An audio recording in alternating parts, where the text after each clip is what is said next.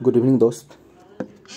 बहुत सारे लड़कों का क्वेश्चन था कि जो अभी एसएससी सीजीएल का रिजल्ट आया है, टायर 2 का पोस्ट अलॉटमेंट हुआ है, तो क्या हम लोगों का भी मतलब कि जो कटअप आपने देखा होगा, कटअप काफ़ी हाई गई है। तो बहुत सारे डाउट में है कि क्या सीपीओ का भी इतना ही हाई जाएगा, क्या इतना ज़्यादा कटअप सीपीओ का भी हाई जाएगा, या क्योंकि 36,000 के समथिंग पोस्ट था, 36,000 एक पोस्ट था सीजल में। इतना सीट होने के बावजूद भी सीजल का जो कटअप गया है वो मैं आपको बताऊं तो यूआर का जो लास्ट D43 जो पोस्टल असिस्टेंट शूटिंग असिस्टेंट वाला सीट था, उसका जो कटअप गया था वो गया है 291.8। ओबीसी की बात कर लें तो वो गया है 285 के समथिंग, ठीक है। यदि हम ईडब्ल्यूएस की बात कर लें तो वो गया है 281 के समथिंग, और एससी की बात कर ले तो वो गया है 258 के आसपास, 258 के आसपास, और जो एसटी का है वो गया है 238 के समथिंग। तो ये D43 पोस्ट के लिए है। ये कौन सी पोस्ट के लिए है? तो ये है D43 पोस्ट के लिए, जो कि पोस्टिंग असिस्टेंट शूटिंग असिस्टेंट का सीट है। तो क्या इसी के बेसिस पे बहुत सारे दोस्त हमारे बोल रहे हैं क्या कटअप सर हाई जा सकती है? किसका? सीपीओ का कटअप हाई जा सकती है। तो मैं एक चीज़ बताना चाहूँगा कि देखिए, सीपीओ और सीजीएल दोनों अलग अलग एग्ज़ाम, ये तो सबको पता है।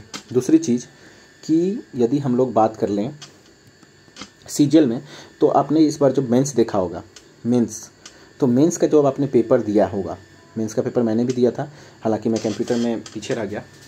तो जब आपने मेंस का पेपर दिया होगा तो आपको एक चीज़ पता चला होगा कि जो सीजीएल का मेंस का जो पेपर था इस बार का, वो उसका लेवल कैसा था। पहली चीज़ कि उसकी लेवल क्या थी, ठीक है, ये सबको पता है। लेवल काफ़ी ईजी था कि नहीं था, ये सब एग्री करते हैं।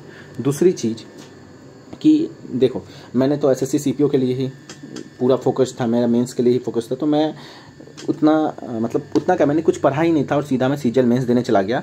और मैंने भी इजीली 28 मैथ कर लिया था, रीजनिंग कर लिया था, तो इंग्लिश कर लिया था। और फंसे किस में? फंसा मैं किस में? तो मैं फंसा कंप्यूटर में। रीजन देखिए, बिना कोई लड़का पढ़े, बिना कोई लड़का वहाँ जाके पढ़ के, मतलब मान लीजिए हमने पढ़ा नहीं, ठीक है, हमने पढ़ा नहीं और हम जाके अच्छा खासा स्कोर कर ले रहे हैं किस में? हम अच्छा खासा स्कोर कर ले रहे हैं किस में? तो हम अच्छा सा स्कोर कर ले रहे हैं किस में जाके? तो वहाँ पे जाके हम सीजीएल के मेंस में। रीजन क्या था कि पेपर बहुत ज़्यादा इजी था, लेकिन वहीं पे हम यदि कंप्यूटर की बात करें तो उसका लेवल था, और यही रीज़न रहा कि हम कंप्यूटर में फेल कर गए। क्यों? क्योंकि उसका लेवल था और हमने कुछ तैयारी नहीं किया था।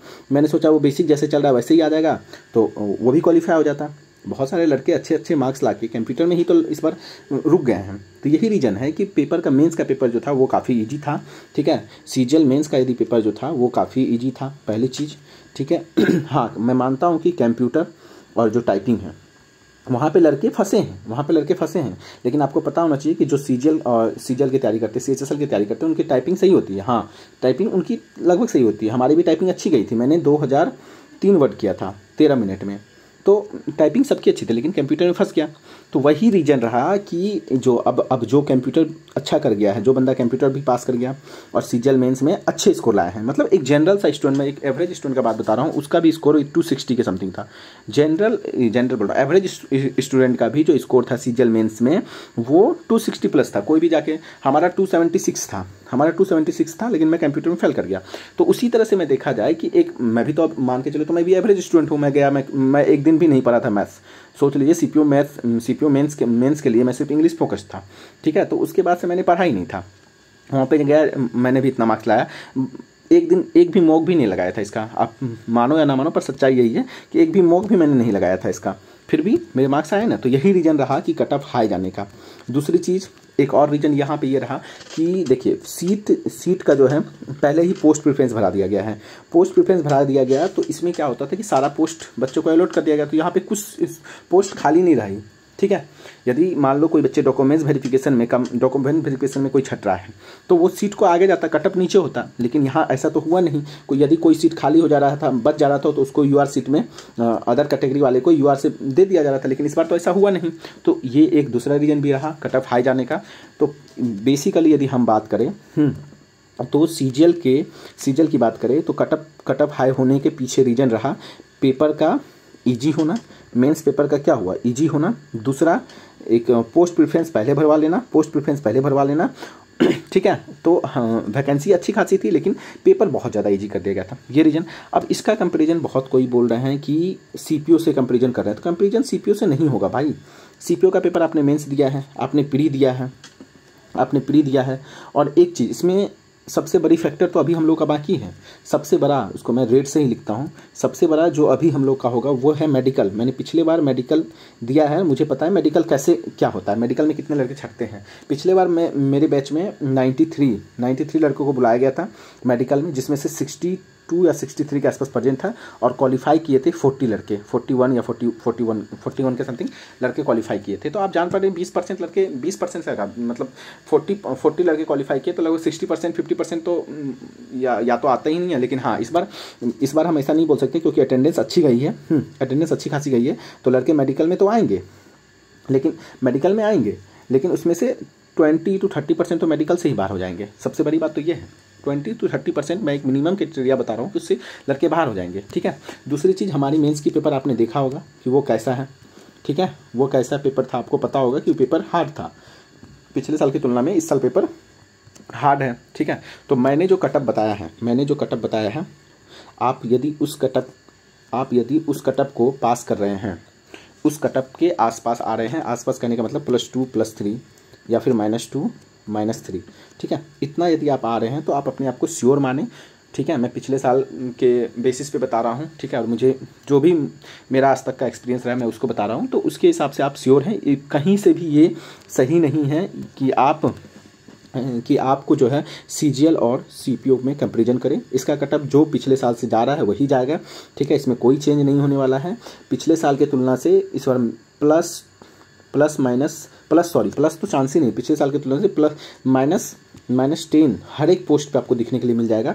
ये नहीं विश्वास है तो आप देख लीजिएगा, जब सीपीओ का फाइनल कटअप आएगा तो आप अपना मिला लीजिएगा कि हर एक पोस्ट पर। और सबसे ज़्यादा कटअप जो कम जाएगा ना वो जाएगा -20 के अराउंड, देख लेना आप, वो जाएगा CRPF में। आप मिला लीजिएगा। यदि इतना नहीं गया तो आप अभी स्क्रीनशॉट लेकर रख लीजिए, जो मैंने पिछला वीडियो बनाया है सीपीओ में, उसमें कोई चेंज नहीं होने वाला है।